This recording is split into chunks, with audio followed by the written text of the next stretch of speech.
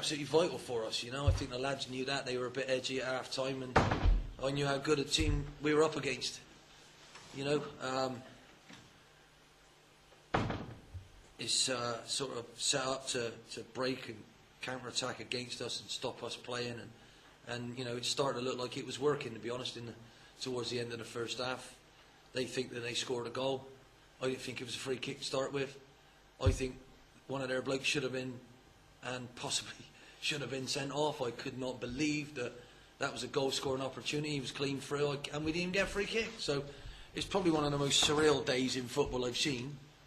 Then the ref goes and gets injured, and he's getting hammered and all sorts of things. And he stood right by me after what I've been saying. So it's a bit weird. My fans were saying, "Go on, tell him what you think, Ollie," and I thought, I can't. So it was just weird, the whole thing. But you know, what I'm pleased with is we still try to move the ball and pass it, and the longer the game went on, the better we looked. The goal came from a breakaway with some talented, exciting young players. One of them belongs to me, the other one doesn't.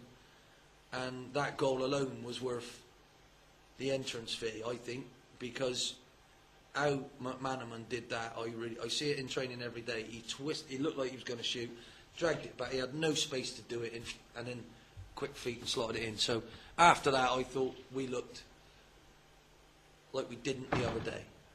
We looked solid, we worked on it, we spoke about it, and the team has gained something from letting a late goal in against Birmingham. We needed a goal against Leicester, and I can assure you we were in the game for long enough to get one. Unfortunately, we didn't. Then everything went the last 5 minutes. It could have been bigger for us, and I was delighted it wasn't, but that's a big step for us today against a really good side. So it's tight, it's close, and now next week we've got ourselves a bit of a breather because we're against the top of the league, if they're still top, away from home, and they haven't lost for God knows how. So we can have a free shot at that one, and let's see how good we are. They've been blazing it, they've been unbeaten at home, they've got all that momentum. We've lost a load of players, we've regained this championship when we wanted to be in the Premier League. It looked like and all of those things. So momentum, where are we going to be now? I'm delighted that some of my players who are the attackers, who look so comfortable on the ball, so skillful, I don't know what they're going to do next, and that'll bode well for us. But we do need to put that ball in the net. If we do, if we can get a second in a game like that, I think you'll see confidence. We've already scored 5 twice. Then they relax, and because it's hard to play our way, supporting the ball and passing. It's really difficult, but that's what we're going to do. What about Callum McManaman? Were the signs there that he can maybe provide the goals that we lost with losing Jonjo Shelton? I think so. I think my little group that I had yesterday sort of went, right then. I got Billy Clark, who wants to be in and around it. I got Boggy, who can score goals. He's already proved it. I got Brett Ormerod, who can still do that, you know. So, you know, step to the plate. As I say, and we've got Elliot Grandin, who my physio tells me is ready. So I want to put him in a reserve game, and then he'll be ready. And you know, we won 2 games in a row with him in the team.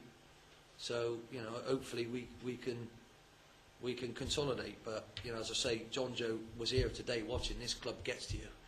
Honestly, he was here watching. He loves the fans. He loves everything about it. Charlie keeps in touch. DJ keeps in touch. It's only Vaughan, but he hardly spoke to me when I was here anyway, because he's that quiet. But yeah, as I say, I honestly believe it's a tough division, and I'll be delighted if and when we get 50 points, and then we can have a look and see how many more we can get, because it will be so tight from now right through to the end. There's so many great sides in this division. Everybody's having a go in it, and I'd like to think that we helped everybody believe that they can get there. I think Burnley did it one year, and then we were even smaller than them, and we did it, and everybody's having a go now. So the quality of people as well is pretty scary, really. So let's have a go. Southampton away, needed 3 today, managed to get them. Let's get on with the next one. It looked like he was itching to get involved today, back in the starting. Yeah, well, I think the great thing about him, he was probably frustrated. He hadn't done nothing wrong to not be playing. I picked Matty because Matt was completely on fire and he was about half a foot taller than Macker because we had a marking problem. I told him that and he's took it so well, coming from a higher club wanting to play. He's a real lovely lad and he'll get his chance. And all I said to him, I think he'll score today. I had a feeling he was going to score today because of how he's been in training. His feet are electric. You know, we've got him doing that. We've got Lua doing that. We've got Matt Phillips doing that. Fletch he just glides. You know, we got all sorts of tricks in our locker at the minute. And then you got Mr. Kevin Phillips. There ain't many better than him. Fancy me being able to bring him on.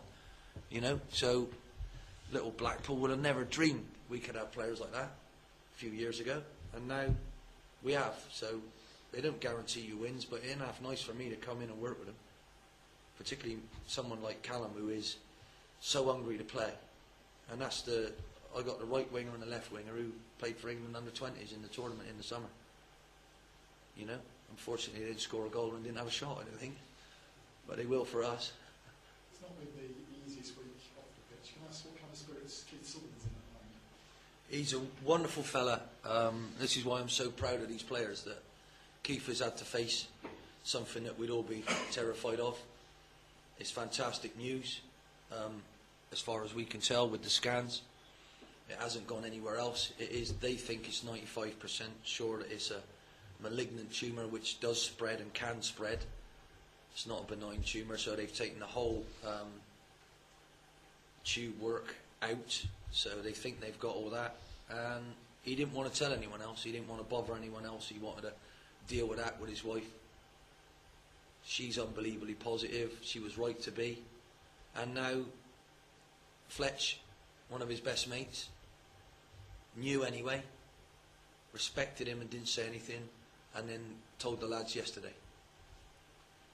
There was a few shocked faces. There was a few people pretty upset because you don't really expect it, do you, when you're such a young fella? But you know, my physio Phil sorted all the news out. Then we went after that, rather than talk about Reading, we went down the local cafe and had a bacon sandwich, and we had a cup of coffee and we had a bit of chat about how we all might feel about that, and then we started training. And that's how human we are. But I was so proud of what Fletch said about Keith. And you won't find a better fella in your life than Keith. And I'm very, very fortunate that these boys have ended up with me as their manager, because I wanted people like that in my life. Very, very proud of them. Keith knows what life's all about. He wants to be quiet. He doesn't want to do this type of it. Absolutely no problem. You concentrate on making your recovery as quick as you can. It's likely to be 4 to 6 weeks. Might be even quicker than that because he's such a diamond geezer. And then onwards and upwards, you know. But again, that just shows the character of the people we've got here. Okay. Was there a feeling amongst the players that he wanted to go for Keith? There always is anyway. But, you know, there's been a few things shouted in there about that, and it's difficult to say when you're not in on it. You know, the end of last season, I knew this was somewhat special. We had a meeting after the Player of the Year do, when they knew that Vaughan was going, they knew Charlie would go, and they knew DJ would probably go, and Alex Baptiste, the quietest man I've ever met, really started screaming and shouting about this is rubbish because we had a great chance. We could have done. We're going to lose all of this, and this is a once in a lifetime thing that we had going. And I've never known that, and I just said you should treasure this because you've been part of this team, and if it does, we'll do it again. We'll build. We'll find more people like you, and you'll have to rub off on them. And I've got to say that's what's happening. They're fantastic people, and no one had to say a word because Keith's with us anyway. Do you know what I mean? He'll be there. He's the sort who is with you, and I don't know what any one of us has got round the corner. Sometimes I'm glad I don't know because it'd be too scary, but we live our life as if we've just seen that film, The Bucket List. If you ain't seen it, go and watch it. The things you should do before you die, and we all do that, and we're on our way.